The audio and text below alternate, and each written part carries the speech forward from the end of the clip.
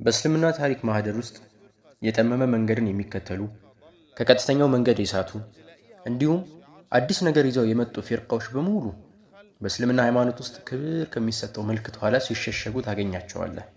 ጥመታቸውን ከሷ ኋላ ይደብቁበታል፣ ብልሹ እምነታቸውን ይሰትሩበታል። ሰይዱና ዓሊይን የገደሉት ኸዋሪጆች ፍርድ ለአላህ እንጂ ለማንም አይገባም ይሉ ነበር። እኛ ለቁርአን እየተከላከልን ነው፣ ለሸሪዓዊ ሹመት ዘብ የቆምነን ይሉ ነበር። ከዛም ግን ዓሊይን ገደሏቸው።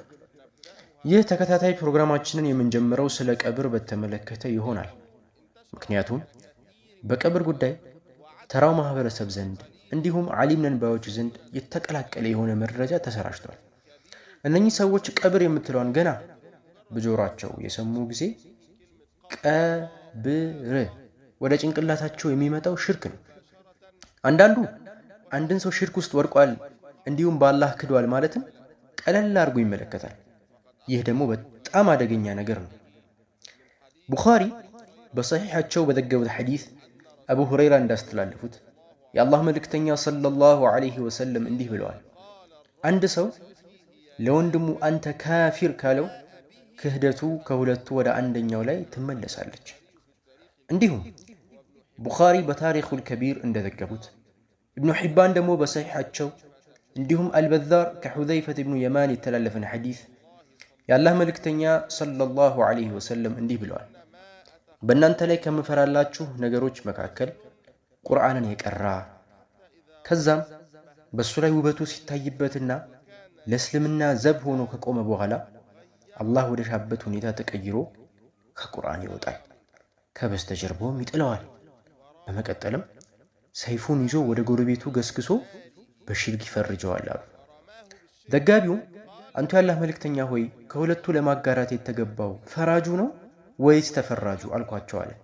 ረሱሉላህም ፈራጁ ብለዋሉ። አንድን ሰው በኩፍርና በሽርክ ቀለል አድርጎ መፈረጅ በጣም አደገኛ ነገር ነው።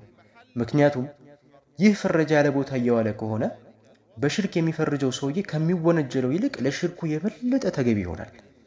እነዛ ድንበር ኃላፊዎች አንድ የሳሊሖችን ቀብር የሚዘይርን ሰው ሲመለከቱ በመዘየር ብቻ ወይ ያላወራ ወይ ምንም ነገር ያልፈጸመ የሆነ ቀብር ፊት የቆመን ሰው ምስል ሲመለከቱ ብቻ ያ ሙሽሪክ ያ ካፊር ይላሉ። ከአላህ ሌላ አማላጆችን ያዙ፣ ምልጃ መለውም ያላህ ብቻ ነው፣ ብትጠሯቸው ጥሪያቸውን አይሰሙም ይላሉ። በጣም የሚያሳዝነው ነገር ወደዚህ የሚገፋፋቸው ዓሊም ነን ባዮች ናቸው። በእስልምና ታሪክ ማህደር ውስጥ የጠመመ መንገድን የሚከተል መንገድን የሳተ እንዲሁም አዲስ ነገር ይዞ የመጣ ፊርቃ በሙሉ በእስልምና ሃይማኖት ውስጥ ክብር ከሚሰጠው ምልክት ኋላ ሲሸሸጉ ታገኛቸዋለህ። ጥመታቸውን ከሷ ኋላ ይደብቁበታል፣ ብልሹ እምነታቸውን ይሰትሩበታል። انحرافها وتخفي به فساد معتقد ሰይዱና ዓሊይን የገደሉት ኸዋሪጆች ፍርድ ለአላህ እንጂ ለማንም አይገባም ይሉ ነበር። እኛ ለቁርአን እየተከላከልን ነው፣ ለሸሪዓዊ ሹመት ዘብ የቆምነን ይሉ ነበር። ከዛን ግን ዓሊይን ገደሏቸው። በጀነት ከተበሰሩት አንዱ የሆኑትን የሙስሊሞች መሪ የነበሩትን ሙዕተዚሎች የቢድዓ አራማጆች ነበሩ። አቂዳ ላይ ጥመት ነበረባቸው። ራሳቸውን ግን የፍትህና የተውሂድ ባልተቤቶች በማለት ነበር የሚጠሩት። ተመልከት፣ ሁሉም ፊርቃዎች በተከበረ መገለጫ ኋላ ነው የሚሸሸጉት። ነገር ግን ከዚህ መገለጫ በስተጀርባ ያለውን እውነታ ስታይ በውስጣቸው መጥፎን ነገር ነው አቅፈው እንደያዙ የምትደርስበት። ሰውን በማክፈር ተውሂድን መጠበቅ በፍጹም አይቻልም።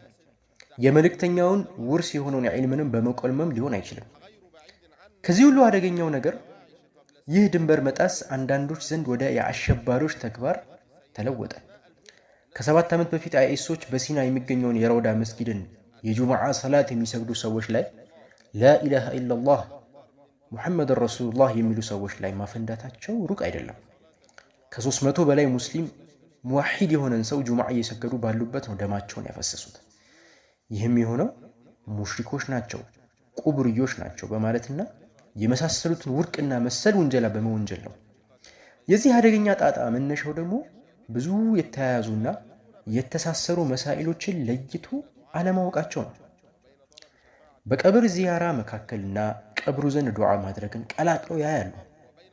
እንዲሁም በቀብር ያለውን ሸፋዓ በመጠየቅና በቀብሩ ውስጥ ባለው ተወሱል በማድረግ መካከል አላህን በመጠየቅና በቀብር ላይ መተሻሸት እና ቀብርን በመሳም መካከል፣ ለቀብር ሱጁድ በማድረግና ቀብርን ጠዋፍ በማድረግ መካከል፣ በቀብር ላይ መገንባትን ይመስል እና በመሳሰሉት ጉዳዮች መካከል ያለውን ነገር ግን በዝርዝር መታየት ያለባቸውን ጉዳዮች አንድ ፍርድ ይሰጡታል።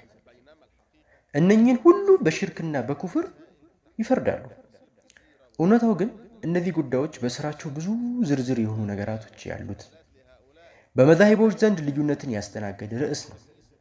ስለዚህ ትክክለኛው አካሄድ ጉዳዮችን በዝርዝር መመልከት፣ ዑለሞቹ ምን አሉ የሚለውን መመልከት፣ የቱን አወገዙ የቱን አሞገሱ የሚለውን መመልከት ያስፈልጋል። በዚህ ተከታታይ ፕሮግራማችን እነዚህን ነጥቦች ብትንትን አድርገን እንመለከታለን። ቀለል ባለ መልኩም እንዋይባቸዋለን። ቁርአንና ሐዲስን መሰረት በማድረግ የሰለፍና የኸለፍ ዑለሞችን አረዳድ በመንተራስ ከአራቱ ሱንይ ከሆኑት መዝሃቦች የሙስሊሞች በአጠቃላይ ኢማም የሆኑትን ከሙፈሲሮች፣ ከሙሐዲሶቹ፣ ከሉጋዊዮቹ፣ ከኡሱልዮቹ እያጣቀስን እንወያያለን።